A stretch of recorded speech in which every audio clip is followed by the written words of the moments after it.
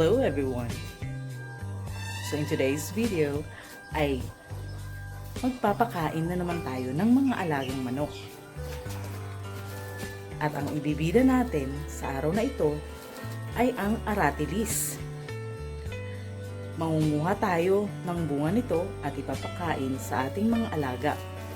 At ating tatalakayin ang mga pakinabang na nakukuha ng ating manukan mula sa punong ito. Tara, samahan niyo ako. Let's grow! So ayan ang aming bakuran, front yard. Pag umaga, marami ang mga dahon ng aratilis na kailangan walisin. Plus, dahil patapos lang ng tag-araw, maraming bunga, no? So hanggang sa onset ng tag-ulan, maraming mga bunga na nga nangangalaglag dito. So yan ay kukunin natin at manunungkit din tayo ng mga bunga kasi madami pa.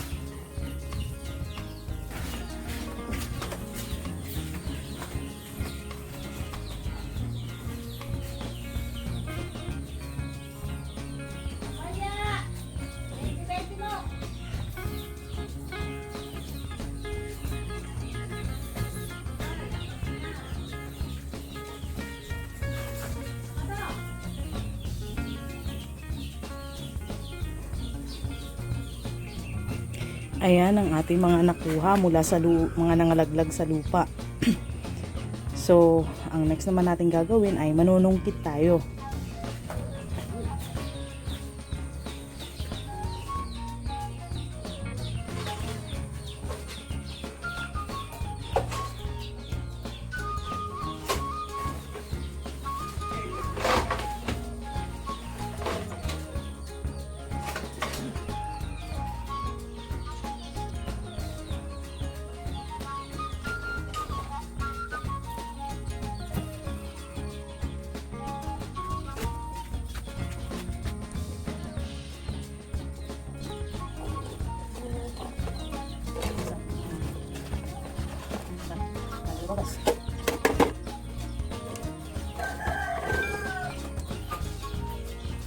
Ayan, bago natin napamitas ng mga bunga. Ang aratilis ay paborito ng papakanya ng bata. Hanggang ngayon.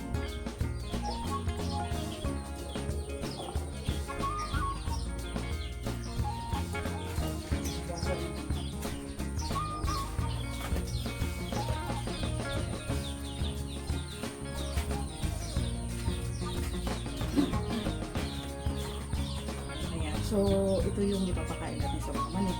Ito naman, since bagong titas, pwede natin itong papakain. Sampulan natin. Tamis pa.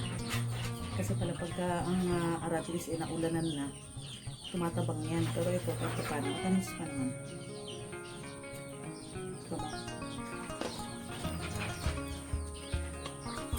So, tara. Pakain na natin ito sa mga manok. So, ito ang aming ground ng aming looban ng aming manukan. So, makikita nyo ang mga dahon ng aratilis, no? Kasi meron kaming puno dito ng aratilis. Ayan. So, anong mapapansin nyo? Unlike doon sa harapan ng bahay namin, marami ang mga bunga ng aratilis na nasa ground, no? Pero dito, wala halos ka makita. Dahon lang at saka bulaklak. So, yan ay indication na talagang kinakain ng mga manok, no? So, nagiging dagdag yan na pakain sa kanila. So, kung magtatanim kayo ng aratilis at meron kayong manukan, itanim nyo ang inyong aratilis sa loob ng inyong maliit na manukan o sa loob ng inyong manukan. Kung malawak ang inyong manukan, damihan nyo ang puno ng aratilis na itatanim nyo. dahil makikinabang ang inyong mga alaga mula rito. So manok pa lang yan, no? Kung nag-aalaga ka pa ng kambing, kumakain din ang kambing yan ng dahon ng aratilis. Baka nga pati bunga kinakain din ng mga kambing. Sigurado ang bibe kumakain din yan.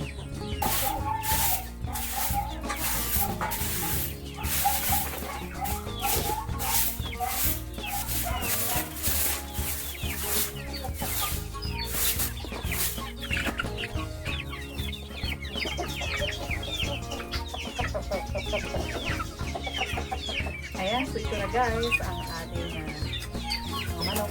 Kumakain na sila ng aratilis. Lagyan natin dito sa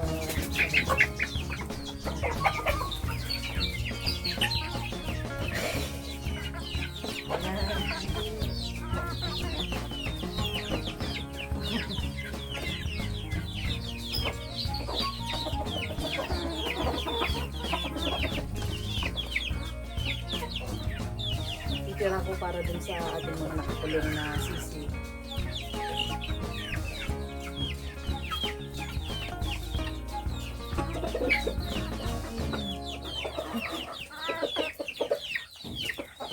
Pang ano lang yun.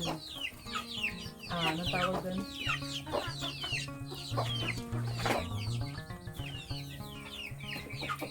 Paunang mga pagkain lang muna yan. Kasi mamaya papakainin pa sila ng kangkong. Pato kangkong.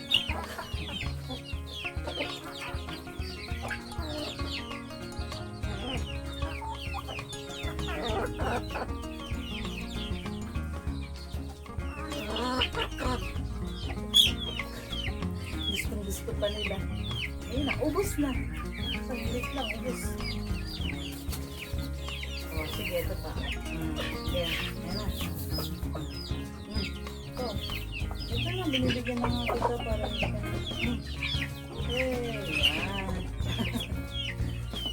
Sige.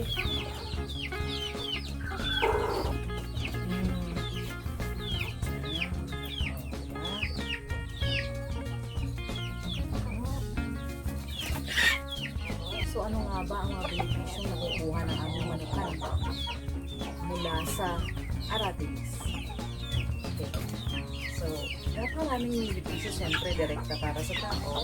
Sa amin ay it's a good source of vitamin C at saka antioxidant din daw yan. So para sa amin yun. Ngayon, ang i-discuss ko ay yung benefisyong nakukuha ng mga manok mula doon sa aratilis. So mag-umpisa na tayo agad sa bunga. So kitang-kita mo naman, kitang-kita nyo naman, gusto ng mga manok ang hinog na bunga ng aratilis. No? Saglit lang, ubos agad. So, since matamis ang aratilis, ang pagana na rin yun, diba, sa ibang mga manukan. Nagpapainom sila ng molasses. Ako hindi ako nagpapainom ng molasses kasi wala rin naman akong molasses. So, in a way, parang, since matamis yan, edi, siguro ganun na rin ang effect nun sa mga hayop. Nagpapainom sila ng gana. At saka, vitamin C pa ito. And some other minerals na maganda para sa ating mga alagang manok. Okay. So next naman ay ang puno ng aratilis. Kapag itinanim mo yan sa inyong sa premises ng inyong manukan, no, dito sa loob ng inyong manukan mismo, nakakapagdulot yan ng shade. Okay? Kasi diba sa tag-araw talagang kawawa ang mga manok pagka sobrang init. No? Yung panahon ngayon, sobrang taas na ng temperatura natin. Makakapit sa 40 degrees dito sa lugar namin. So, sobrang init nun, kawawa ang tao, kawawa ang mga hayop. So, kung kung meron kang mga aratilis sa paligid mo, sa iyong manok ay nakakatulong ito para hindi sila masyadong mainitan. Kasi may shade. Okay? So, dalawa na yon.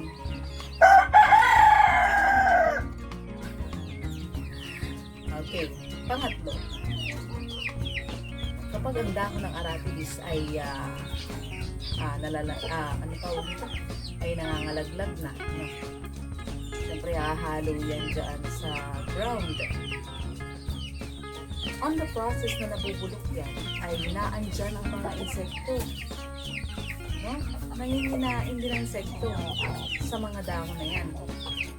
Since ang mga insekto, kung saan may pagkain, kung saan may pwede silang i-compose, doon yan titira. So, ito naman si manok, araw-araw nangangalahi. Ang mga insekto na yan ay nagiging parte ng pagkain nila. Pangapat. Ito medyo rare lang naman kung naobserbahan ko, no? Pero totoo naman ito. Ang mga puno ng aratilis ay kadalasan nagkakaroon niya ng mga shoots sa may ugat nila, sa may baba. Okay? So, nagkakaroon yan dyan ng shoots. So, yung mga bagong sanga-sanga. Napansin ko, na-obserbahan ko ang mga manok dito sa loob. Wala halos damo-damo dito sa loob kasi nga agad-agad kinakain ng manok yan yung mga damo-damo. So, napansin ko, ang puno ng aratilis sa may ground level na kayang abutin ng mga manok. At ito, kinakain pala nila yun, yung mga dahon ng aratilis na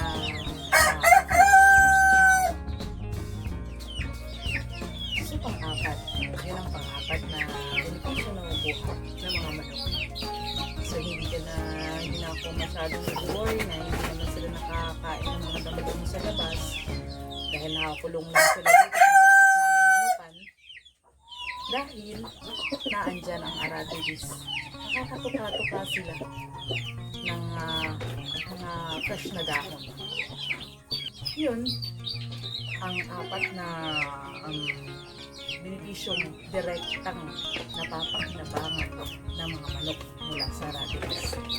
So, napakarami ang benepisyo ng aratilis. Sa totoo lang. Para sa tao, naandyan yung pwedeng panggatong ng sanga. Siyempre tayo, nakikinabang tayo sa bunga. At saka sa shade nito. No? At ang mga dahon nito, pwedeng gawing compost. Walis nito araw-araw may nadadagdag doon sa yung pinakompost. So, maganda para dun sa garden, sa mga halaman natin. Siya. So ang pangilin ko niya.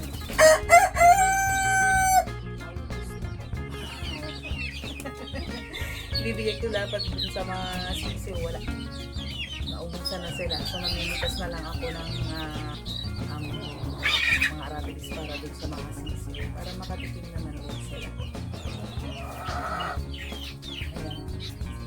Pakinabangan natin kung ano ang nasa ating paligid para maging sustainable tayo.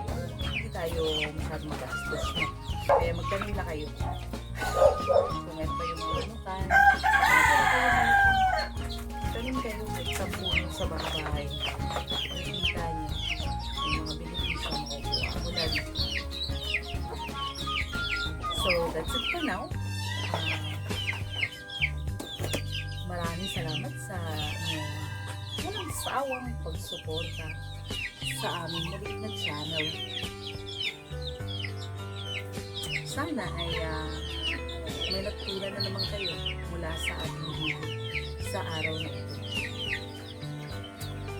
Maraming salamat sa ating mga subscribers dyan sa ating mga silent viewers at sa mga bagong sa channel ko. Sana ay i-click nyo naman ang subscribe button para masubaybayan niyo rin ang aming journey dito sa aming maliit na integrated farm.